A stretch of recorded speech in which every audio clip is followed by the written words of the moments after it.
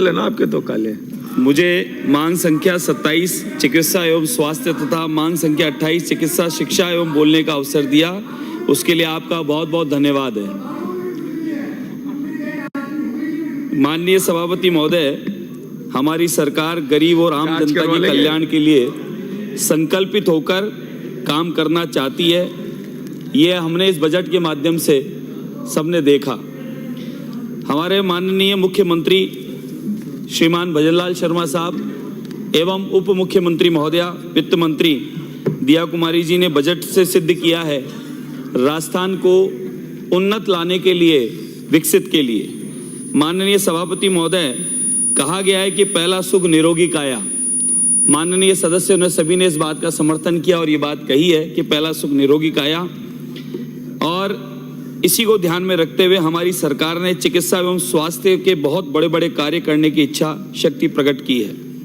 प्रदेश में चिकित्सा सुविधाओं का और अधिक विस्तार हो, इस वित्तीय वर्ष में बजट में 27,660 करोड़ रुपए का प्रावधान किया गया है, जो पूरे बजट का 8.26% है। हमारी केंद्र सरकार की लोकप्रिय और संपूर्ण विश्व में इस समय विख्यात उन्नत और विकास के भारत के अग्रणी पंक्ति में लाने के लिए आदरणीय प्रधानमंत्री नरेंद्र मोदी जी की सरकार ने आयुष्मान भारत योजना लागू कर देश में आम जन को बेहतर चिकित्सा सुविधा उपलब्ध कराने की दिशा में क्रांतिकारी पहल की। इसी क्रम में हमारे माननीय मुख्यमंत्री जी के नेतृत्व में उप मुख्यमंत्री, वित्त मंत्री, आयुष्मान और हमारे चिकित्सा मंत्री के देखरेख में आयुष्मान आरोग्य योजना को लागू करने के निर्णय लिया, जिसमें शिशुओं और छोटे बच्चों के इलाज के लिए पैकेज जोड़े जाए। साथ ही छोटे और दूर के स्थान पर चिकित्सक सुविधा देने के लिए प्राइवेट हॉस्पिटलों को भी नियमों में छूट देकर योजना में शामिल किया। प्रदेश में गर्भवती महिलाओं को प्रसव पूर्व जांच के साथ बेहतर चिकित्सा सुविधा उपलब्ध कराने के उद्देश्य से मुख्यमंत्री आयुष्मान आरोग्य मां वाउचर योजना लागू किए जाने की जो घोषणा की, आप हम सब और संपूर्ण सदन पूर्णतः धन्यवाद देता है कि अद्वितीय कार्य प्रथम बार पहले बजट के साथ शुरू हुए। इसके अलावा प्रदेश की दूर दराज क्षेत्र में जनता को अच्छी चिकित्सा सुविधा के लिए प्रत्येक विधानसभा क्षेत्र में एक आयुष्मान मॉडल CSC बनाने की घोषणा की, जिसमें सारी सुविधाएं जनता को मिलेगी और बेहतर चिकित्सा होगी। सरकार द्वारा इस पर 125 करोड़ रुपए खर्च किए जाएंगे। प्रदेश में चिकित्सा सुविधाओं के विस्तार के लिए 500,000 चिकित्सकों तथा 4,000 नर्सिंग कर्मियों के नए पदों का सृजन किया जाएगा। इन पदों पर भर्ती होने से जो हमारे पद खाली हैं वे भी भरेंगे, जनता को अच्छी सुविधा मिलेगी। सभापति महोदय, जयपुर स्थित सवाई मानसिंह चिकित्सालय महाविद्यालय के अधीन निर्माणाधीन 1,200 बेड के IPD टावर की सुविधा आमजन को उपलब्ध हो सके, इसके लिए आयुष्मान टावर को और अधिक सुविधा युक्त बनाने के आवश्यक उपकरणों की आदि की खरीद करने तथा मरीजों एवं उनके परिजनों को सुनिश्चित वाहन पार्किंग सुविधा शुल्क करने के लिए लगभग 200 करोड़ रुपए का प्रावधान किया।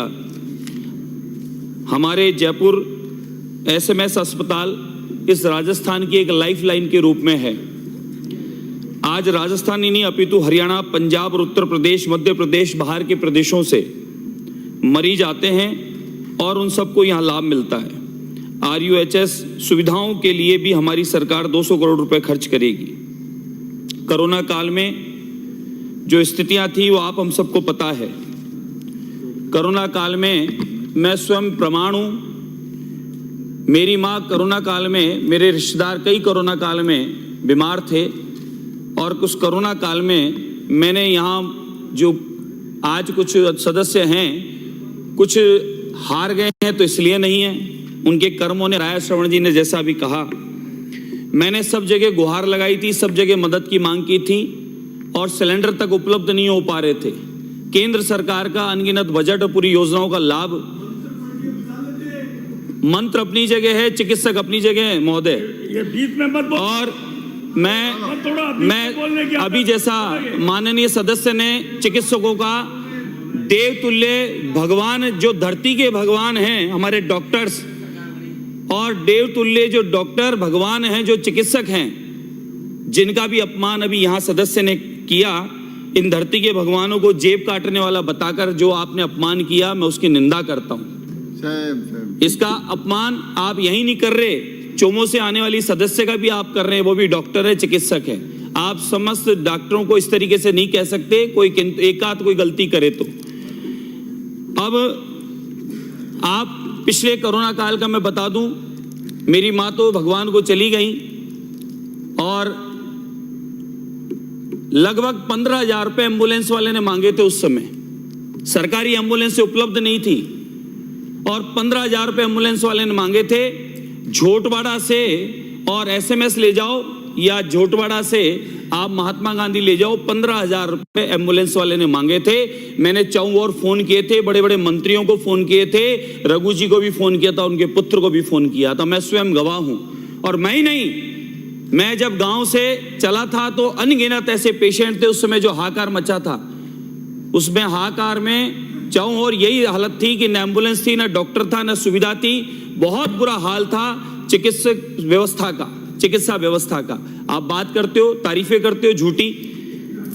और उस कोरोना काल में जिस तरीके से आपने चांदी कूटी है और आपने मिलकर, आपके अधिकारियों ने मिलकर उस समय जो अव्यवस्थाएं फैलाई थी, उसका ही प्रमाण है कि आज आप उधर बैठे और हम इधर बैठे हैं। और ये जो पाप आपको लगेगा, ये संपूर्ण जीवन आप माफ नहीं कर पाएंगे, माफ आपको मिलेगी नहीं।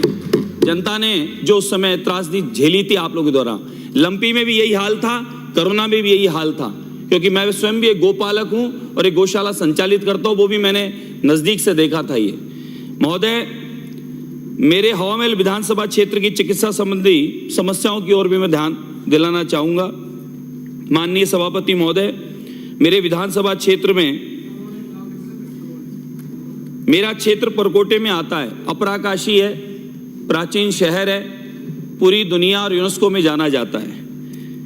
इस परकोटे में छोटी छोटी तंग गलियां हैं और कुछ गलियां तो 2-2 फीट की, 3 फीट की, 2.5 फीट की भी है।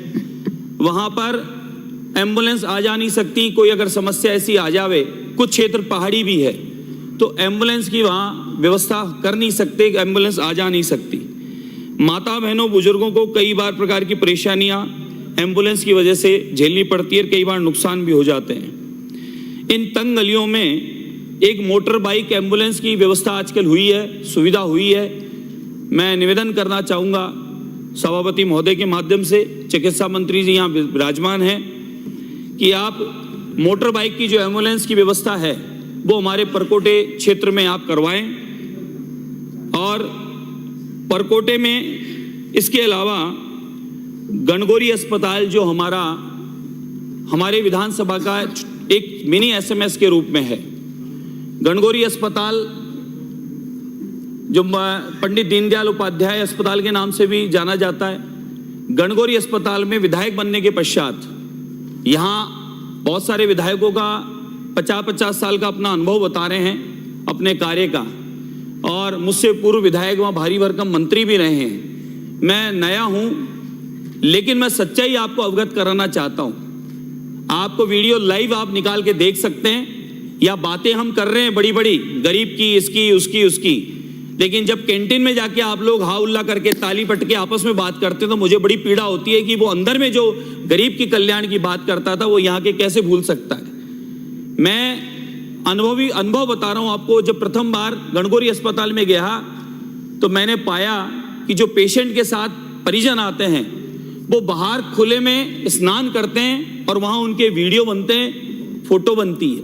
मुझे इस बात के दुख हुआ, पीड़ा हुई।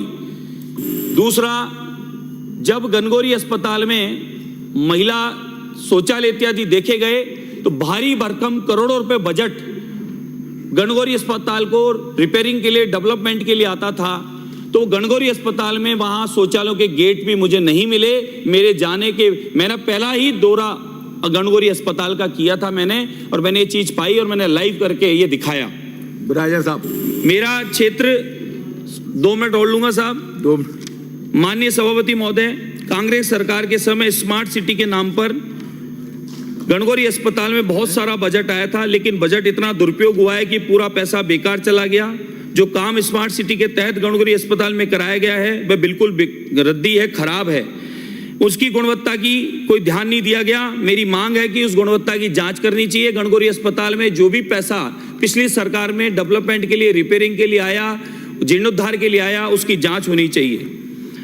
चाहूंगा इन कामों की जांच कराएं, दोषियों को सजा हो, भविष्य में ऐसा भ्रष्टाचार न हो। माननीय सभापति महोदय, मेरी विधानसभा क्षेत्र में जयसिंहपुरा कोर में बहुत बड़ा इलाका है, वहां पर 50 से 60 हजार की जनसंख्या निवास करती है। लोगों की वर्तमान में चिकित्सा सुविधा उपलब्ध नहीं है। पिछली कांग्रेस सरकार ने इस क्षेत्र में चिकित्सा सुविधा से वंचित रखा, इसलिए मेरी मांग है कि जयसिंहपुरा खोर में एक सैटेलाइट अस्पताल खोलना चाहिए।